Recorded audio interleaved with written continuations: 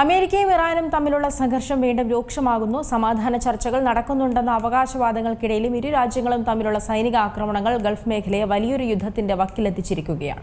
അമേരിക്കയും ഇറാനും തമ്മിലുള്ള സംഘർഷം വീണ്ടും രൂക്ഷമായിക്കൊണ്ടിരിക്കുകയാണ്. സമാധാന ചർച്ചകളൊക്കെ നടക്കുന്നുണ്ടെന്ന അവകാശവാദങ്ങൾക്കിടയിലും ഇരു രാജ്യങ്ങളും തമ്മിലുള്ള സൈനിക ആക്രമണങ്ങൾ ഗൾഫ് മേഖലയെ എത്തിച്ചിരിക്കുന്നത് വലിയൊരു യുദ്ധത്തിന്റെ വക്കിലാണ്. അമേരിക്കൻ സൈന്യം ഇറാനിലെ ഹോർമുസ്ഖാൻ പ്രവിശ്യയിൽ നടത്തിയ വ്യോമാക്രമണത്തോടെയാണ് കാര്യങ്ങളൊക്കെ കൈവിട്ടു പോയത്. ഇറാൻ ഒരു അമേരിക്കൻ അപ്പാച്ചെ ഹെലികോപ്റ്റർ വെടിവെച്ചിട്ടതിന് പ്രതികാരമായാണ് തങ്ങൾ ആക്രമണം നടത്തിയതെന്ന് അമേരിക്ക അവകാശപ്പെടുന്നു. ഹോർമുസ് കടലിടുക്കിന് സമീപമുള്ള ടെലികോം മാസ്റ്റുകളും ജലസംഭരണികളും തകർക്കപ്പെട്ടു. ഇത് ആയിരക്കണക്കിന് ഇറാനികൾക്ക് കുടിവെള്ളം വരെ നഷ്ടപ്പെടാൻ കാരണമായി. ഇതിനു മറുപടിയായി കുവൈറ്റിലെയും ജോർദാനിലെയും അമേരിക്കൻ താവളങ്ങൾ ലക്ഷ്യമിട്ട് ഇറാൻ ആക്രമണം തുടരുകയാണ്. ജോർദാനിലെ അൽ അസ്രാക്കിലുള്ള അമേരിക്കൻ F-35 ഫൈറ്റർ നെസ്റ്റുകളും കമാൻഡർ സെന്ററുകളും ആക്രമിക്കപ്പെട്ടതായി ഇറാൻ അവകാശപ്പെടുന്നു. ജോർദാൻ സൈന്യം 5 മിസൈലുകൾ വെടിവെച്ചിട്ടതായും റിപ്പോർട്ടുകളുണ്ട്. ഏപ്രിൽ 8 മുതൽ നിലനിന്നിരുന്ന വെടിനിർത്തൽ കരാർ ഫലത്തിൽ തകരുകയാണ്.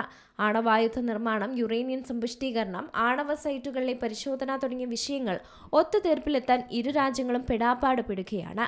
ഇറാൻ തങ്ങളുടെ യുറേനിയം ശേഖരം കൈമാറാൻ വിസമ്മതിക്കുന്നതിലും പ്രതിസന്ധി വർദ്ധിപ്പിക്കുന്നു. പാകിസ്ഥാൻ മധ്യസ്ഥതയിൽ നടക്കുന്ന ചർച്ചകൾ താൽക്കാലിക ആശ്വാസം നൽകുന്നുണ്ടെങ്കിലും ട്രംപിന്റെയും ഇറാന്റെയും പരസ്പരമുള്ള ഭീഷണികൾ സമാധാന സാധ്യതകൾ അനിശ്ചിതത്വത്തിലാക്കുന്നതാണ്. അമേരിക്കൻ മധ്യന്തര തെരഞ്ഞെടുപ്പുകൾക്ക് മുമ്പ് സമാധാന കരാർ ഉണ്ടാകുമെന്ന് വൈസ് പ്രസിഡന്റ് JD വാൻസ് അവകാശപ്പെടുമ്പോഴും നിലവിലെ സാഹചര്യം ഒട്ടും അനുകൂലമല്ലാതാവുകയാണ്. സമാധാനവും ബോംബുകളും ഒരേ സമയം മുന്നോട്ട് കൊണ്ടുപോകാൻ കഴിയില്ലെന്നതാണ് ഈ സംഘർഷത്തിൽ നൽകുന്നൊരു പാഠം.